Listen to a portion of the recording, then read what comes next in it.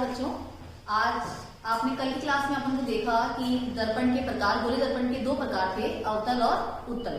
आज हम अवतल दर्पण से बनने वाले प्रतिबिंब और उत्तल दर्पण से बनने वाले प्रतिबिंब को जानने से पहले इनके कुछ पारिभाषिक शब्दावली को, परिभाषाओं को जानना आवश्यक है। यहाँ आपको दो दर्पण दिखाए गए हैं, अवतल दर्पण और उत्तल दर्पण। आपको मेरे को पता है कि अवतल दर्पण का जो पृष्ठ है वो अंदर की ओर धंसा हुआ था और उत्तल दर्पण का परावर्तक पृष्ठ बाहर की तरफ निकला हुआ था। अवतल दर्पण को आपने अभिसारी दर्पण भी कहा था क्योंकि ये प्रकाश किरणों को एक जगह इकट्ठी करता है, जबकि उत्तल दर्पण को आपने अपसारी दर्पण कहा था क्योंकि ये प्रकाश किरणों को फैला देता है। आज हम इनसे संबंधित कुछ परिभाषाओं को पढ़ेंगे। सबसे पहले अवतल दर्पण की मुख्य अक्ष, वक्रता केंद्र, ये सब परिभाषाएं हैं। आप देखो, अवतल दर्पण का जो परावर्तक पृष्ठ है ये m और ये n, एक सीमा है ये। तो ये अवतल दर्पण की परावर्तक पृष्ठ की जो सीमा होती है उसको बोलते हैं इसका द्वारक, यानी m और n के बीच की दूरी, m और n के बीच की दूरी दर्पण का द्वारक कहलाता है। यहां आप देख रहे हो, सबसे पहले लिख रहा है वक्रता केंद्र C, वक्रता केंद्र C। आप देखेंगे दर्पण जिस खोखले गोले का भाग है, दर्पण जिस खोखले गोले का भाग है उसे गोले का वक्रता केंद्र कहते हैं। जैसे मानो आप सोचो कि मान लो एक अपन एक गोले दर्पण की परिकल्पना करी थी, तो ये गोले दर्पण हुआ, आपने इसको बीच में से काटा मान लो, तो ये दो भाग हो गए, अवतल और उत्तल। तो इस गोले का सेंटर, ये पूरा सर्कल जो है उसका सेंटर वक्रता केंद्र यानी C कहलाएगा। दर्पण जिस खोखले, ये खोखला तो गोला मान सकते हो आप, तो दर्पण जिस खोखले गोले का भाग है उस गोले का केंद्र वक्रता केंद्र कहलाता है। इसको बड़ी एबीसीडी के जो कैपिटल लेटर्स होते हैं उन्हें C से रिप्रेजेंट करते हैं, सेंटर ऑफ कर्वेचर इसको बोलते हैं। अब दूसरी परिभाषा है ध्रुव। आपने देखा गोले दर्पण का परावर्तक पृष्ठ M और N, इसका मध्य बिंदु, इसका बिल्कुल सेंटर वाला पॉइंट, ये कहलाएगा आपका ध्रुव, ये कहलाएगा ध्रुव। गोलीय दर्पण के परावर्तक पृष्ठ के मध्य बिंदु को, गोलीय दर्पण के परावर्तक पृष्ठ के मध्य बिंदु को दर्पण का ध्रुव कहते हैं और इसे P से रिप्रेजेंट करते हैं। किससे रिप्रेजेंट करते हैं? P से। इसके बाद अपना आता है वक्रता त्रिज्या R, अर्थात वक्रता केंद्र। जैसे कि आपने पहले देखा कि दर्पण जिस खोखले गोले का भाग था उसको आपने वक्रता केंद्र कहा था और उसे C से रिप्रेजेंट करा था, यानी वक्रता केंद्र और ध्रुव के बीच की दूरी, वक्रता केंद्र और ध्रुव के बीच की दूरी वक्रता त्रिज्या कहलाती है। इसको कैपिटल R से रिप्रेजेंट करते हैं। इसके नीचे है मुख्य अक्ष। गोलीय दर्पण के ध्रुव और वक्रता केंद्र को, यानी अपना ध्रुव है और ये वक्रता केंद्र है, इसको मिलाने के लिए अपन ने काल्पनिक रेखा खींची है। गोलीय दर्पण के ध्रुव और वक्रता केंद्र को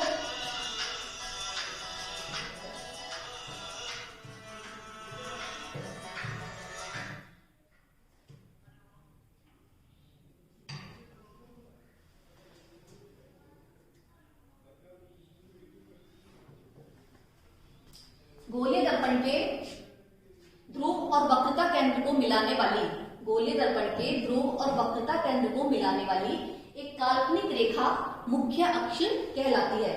इसके बाद अपने है मुख्य फोकस। मुख्य फोकस क्या है? मुख्य फोकस वह स्थान है मुख्य अक्ष के समानांतर आने वाली किरण, दर्पण के, ये आपने बोला ये काल्पनिक रेखा मुख्य अक्ष है, इस मुख्य अक्ष के समानांतर आने वाली किरण दर्पण से टकराने के बाद जिस बिंदु पर मिलती है मतलब अवतल दर्पण, और जिस बिंदु पर मिलती हुई प्रतीत होती है, प्रतीत मतलब उत्तल दर्पण। यहाँ देखो आप, क्योंकि आपने बोला था ये प्रकाश किरणों को फैला देता है, तो इसने फैलाया, तो अपन पीछे इसको काल्पनिक रूप से मिलाते हुए ले जाएंगे तो मिलती हुई प्रतीत होगी यहाँ पे। इसलिए मुख्य अक्ष के समानांतर आपतित किरण दर्पण से परावर्तन के बाद जिस बिंदु पर मिलती है या मिलती हुई प्रतीत होती है उसे दर्पण का मुख्य फोकस कहते हैं। इसे कैपिटल F से रिप्रेजेंट करते हैं। उसके बाद अपने हैं फोकस दूरी। तो फोकस दूरी, जैसे कि आपने बोला वक्रता त्रिज्या, वक्रता केंद्र और ध्रुव के बीच की दूरी थी, उसी प्रकार फोकस दूरी मुख्य फोकस और ध्रुव के बीच की दूरी फोकस दूरी कहलाती है। मुख्य फोकस और ध्रुव के बीच की दूरी फोकस दूरी कहलाती है। इसको स्मॉल f से रिप्रेजेंट करते हैं, स्मॉल f यानी छोटी एबीसीडी के f से रिप्रेजेंट करते हैं। एक बात और है कि वक्रता त्रिज्या हमेशा फोकस दूरी की दुगनी होती है। वक्रता त्रिज्या मतलब सी और पी के बीच की दूरी, और फोकस दूरी मतलब एफ और पी के बीच की दूरी। यानी ये जो दूरी है वो इस दूरी की दुगनी है। यहाँ से लेके यहाँ तक की अपनी जो स्पेस है वो यहाँ की स्पेस की दुगनी है, अर्थात वक्रता त्रिज्या फोकस दूरी की दुगनी होती है। r बराबर 2f, यानी f बराबर r/2। ठीक है, इसके आगे अपन देखेंगे। एक बात आपको स्पेशल ध्यान रखनी है कि समानांतर किरण पुंज, अपन ने बोला मुख्य अक्ष के समानांतर आने वाली किरण मुख्य अक्ष के, तो समानांतर किरण पुंज प्राप्त करने के लिए यह जरूरी है कि हमको परावैलिक दर्पण उपयोग करना पड़ेगा। कौन सा दर्पण यूज करना है? परावैलिक दर्पण। ये आप बड़ी कक्षाओं में और समझेंगे परावैलिक शेप क्या होती है। वैसे पैराबोला शेप होती है जैसे ये बनी हुई है इसकी, तो इसको बोलते हैं परावैलिक दर्पण। अब है गोलीय दर्पण द्वारा परावर्तन के लिए चिन्ह परिपाटी। जैसे कि अपन गोलीय दर्पण का सूत्र होता है 1/f बराबर 1/b प्लस 1/u। ये दर्पण का सूत्र है। इस सूत्र को अपन किसी भी परीक्षा में की फोकस दूरी ज्ञात करनी है, प्रतिबिंब की दूरी ज्ञात करनी है, इनको पता करने के लिए प्रयोग करेंगे। तो दर्पण का सूत्र है 1/f बराबर 1/b प्लस 1/u। अब इस सूत्र में अपन को काम लेने के लिए कुछ चिन्ह परिपाटी का प्रयोग करना पड़ता है। तो मुख्य अक्ष के समानांतर जितनी भी दूरियां नापी जाती है, जैसे यहाँ से लेके यहाँ तक की जो भी दूरियां नापी जाएगी वो हमेशा ध्रुव से नापी जाती है, पी से नापी जाती है। तो मुख्य अक्ष के समानांतर अपन जितनी भी दूरियां नापते हैं हमेशा ध्रुव से नापते हैं, अर्थात वो इसका मूल बिंदु है। ध्रुव एक तरीके से इसका मूल बिंदु है। आप देखेंगे कि बिंब का मतलब होता है वस्तु जिसकी अपन देख रहे हैं, जिस वस्तु को अपन देख रहे हैं दर्पण में उसको बोलते हैं बिंब। तो बिंब हमेशा दर्पण के बाईं ओर रखा जाता है। बिंब हमेशा दर्पण के बाईं ओर रखा जाता है, और बाईं ओर की सभी दूरियां अपन क्या लेंगे? ऋणात्मक। बाईं ओर की जितनी भी दूरियां, यानी यहाँ से लेके यहाँ तक की आप जो भी दूरी नापोगे उसमें हमेशा नेगेटिव साइन आएगा, हमेशा वो दूरी नेगेटिव ली जाएगी, ऋणात्मक ली जाएगी। जबकि अगर अपन दाईं ओर की दूरियां नापते हैं तो वो धनात्मक ली जाएगी। कैसी ली जाएगी? धनात्मक। जैसा कि आप कह सकते हैं कि अवतल दर्पण की मुख्य फोकस दूरी ये कैसी आएगी? ऋणात्मक, क्योंकि ये बाईं ओर है। जबकि उत्तल दर्पण की फोकस दूरी धनात्मक, क्योंकि ये दर्पण के दाईं ओर है। इसी प्रकार बाईं ओर की दूरी ऋणात्मक और दाईं ओर की धनात्मक। इससे आप समझ जाएंगे कि u, यानी u होता है बिंब की दूरी, u होता है दर्पण से बिंब की दूरी। यानी u तो चाहे अवतल दर्पण हो या उत्तल दर्पण, दोनों में ही नेगेटिव रहेगा, दोनों में ही ऋणात्मक रहेगा। u हमेशा क्या रहेगा? ऋणात्मक, चाहे दर्पण अवतल हो या फिर उत्तल।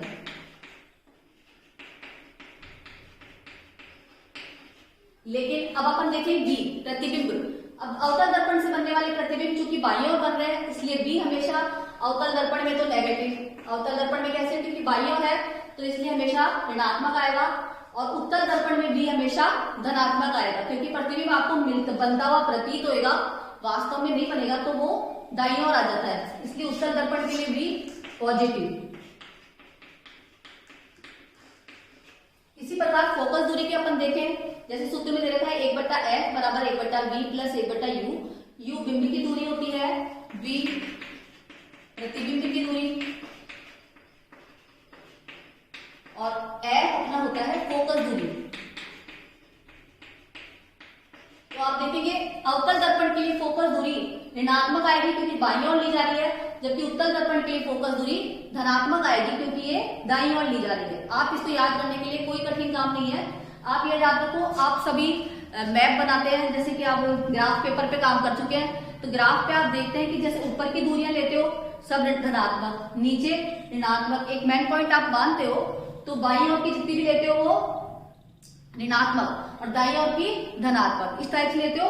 तो वही आपको ग्राफ पेपर वाली लाइन याद रखनी है कि इधर की जो दूरियां हैं वो सारी कैसे आएगी?